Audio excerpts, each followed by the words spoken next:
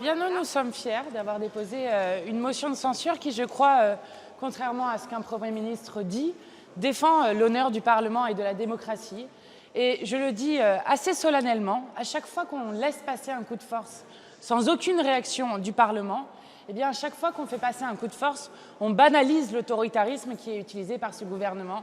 Autoritarisme que nous avons vu avec le refus de reconnaître le résultat des élections en juin et en juillet dernier, avec des 49.3 en série pour imposer des budgets d'austérité, mais aussi pour imposer la retraite à 64 ans. Et maintenant, une nouvelle manière de faire des 49.3 qui impose les pires textes de régression écologique qu'on ait vus depuis des années sur cette question. Je rappelle qu'au début de son mandat, Emmanuel Macron se targuait d'être champion de la Terre, que nous sommes dans un moment où l'ONU est en train de dire que d'ici à 2029, nous serons à un degré de réchauffement de plus 1,5 degré, c'est-à-dire la limite qu'on s'était fixée au moment de l'objectif des accords de Paris, avec des conséquences qui seront irréversibles et qui seront de plus en plus fortes puisque nous ne sommes pas à la hauteur des objectifs que nous nous sommes nous-mêmes fixés. Je rappelle qu'aujourd'hui même, vient d'être révélé que le même néonicotinoïde qui doit être du coup autorisé de nouveau par la loi du plomb, cette loi pesticide, ce même néonicotinoïde qui est utilisé au Japon se retrouve dans les eaux de pluie. Si vous comprenez ce que je suis en train de vous dire, ça veut dire que ce n'est pas seulement la surface sur laquelle vous pulvérisez votre néonicotinoïde qui est ensuite polluée. C'est derrière, par les nuages, l'ensemble de l'environnement qui est pollué et donc l'ensemble de la santé des Japonais, si je prends le cas du Japon, mais donc des Français et des Françaises qui sont concernés par cela avec tous les enjeux qu'on connaît, de lymphome, de cancer derrière. Donc ce que nous avons fait, ce n'est pas seulement défendre l'honneur de l'Assemblée nationale et de la démocratie, c'est aussi que tous ceux qui ont refusé de voter cette motion de censure, qui était le seul moyen que nous ayons de pouvoir parler de la réintroduction d'un pesticide aussi dangereux, qui était le seul moyen de pouvoir parler de la reprise des travaux de la 69, de MaPrimeRénov', vous avez vu, qui est quand même le principal levier sur la rénovation énergétique, dont on vient d'annoncer qu'il était gelé après des années et des années de baisse, c'est-à-dire que nous ne sommes pas du tout à la hauteur de l'enjeu du XXIe siècle, qui est de conserver le seul écosystème compatible avec la vie humaine. Donc voilà ce qui est en jeu et je crois que tous ceux qui n'ont pas voté cette motion de censure se disent donc d'accord et complices avec quelque chose qui aura des conséquences sur notre génération humaine mais sur les générations futures et ce parfois pendant des décennies avec un scandale qui est équivalent à celui de l'amiante ou de celui du chlordécone.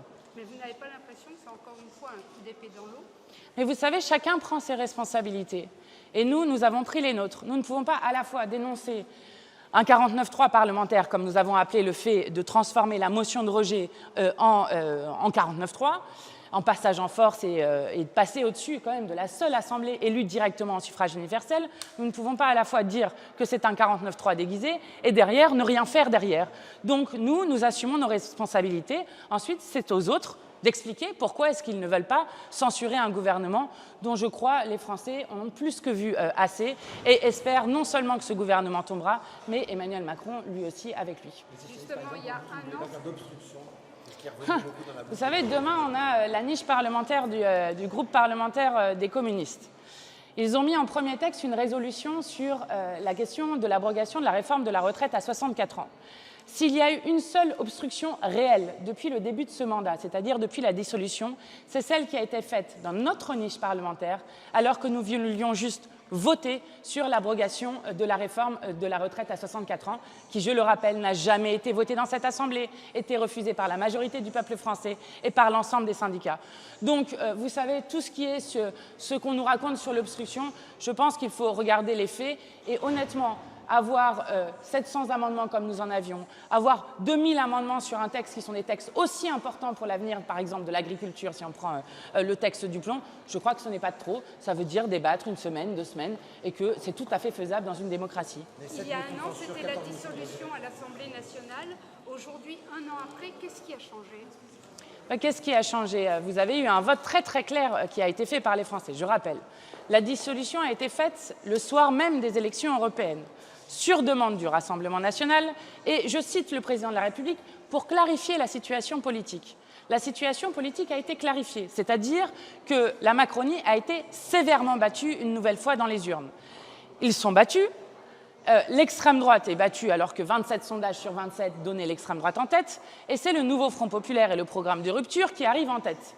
Et vous avez un président de la République qui refuse de reconnaître le résultat des urnes.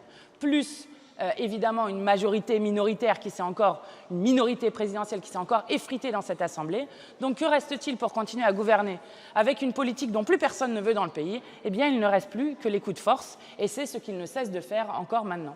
Alors, quelle était votre question sur le nombre de motions composées? Je crois qu'on en compte 14 motions de rejet et c'était la 7e motion de censure. Oui. Et donc les 49.3, vous les comptez aussi? Vous savez, les motions de rejet et les motions de censure, pardon, et les motions de rejet sont des choses assez simples dans une démocratie parlementaire. Une motion de rejet, quand vous n'êtes pas d'accord avec un texte, vous avez le droit de rejeter un texte. Voilà.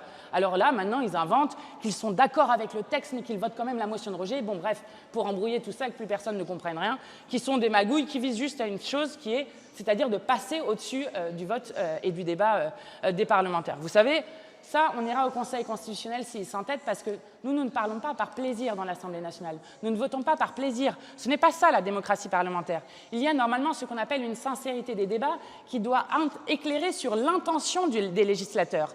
Donc si vous n'avez plus de débat, ça n'existe pas. Vous avez une commission paritaire avec 7 députés, 7 sénateurs, un huis clos, et plus personne ne voit rien de la démocratie. Plus personne ne sait qui vote quoi, qui dit quoi. C'est insupportable de fonctionner comme ça. Donc ça, c'est la motion de rejet. Et la motion de censure, eh bien oui, en fait, dans une démocratie, il y a des oppositions, et nous sommes des opposants. Voilà le scoop que je vous redonne aujourd'hui.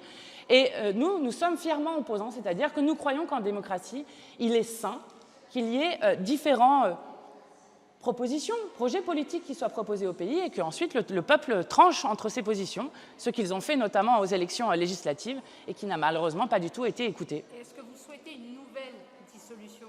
Nous sommes prêts. Je vais vous dire, en fait, pourquoi est-ce que nous avions proposé, par exemple, la destitution du président de la République? C'est que tout le monde comprend qu'on ne peut pas tenir encore comme ça pendant 2 ans. Tout le monde comprend qu'il y a un problème avec le fait que le peuple se soit massivement exprimé. Je rappelle qu'il y a eu beaucoup de gens qui sont allés aux urnes, y compris des gens qui n'avaient jamais été aux urnes auparavant, pour notamment battre l'extrême droite. Donc, le peuple ne peut pas s'exprimer, et derrière, qu'il ne se passe rien. Parce que sinon, c'est la fin de la démocratie dans notre pays. Et vous imaginez ce que ça crée comme dégâts derrière. Donc, à un moment ou à un autre, il faut revenir auprès du peuple. Et nous y serons toujours prêts.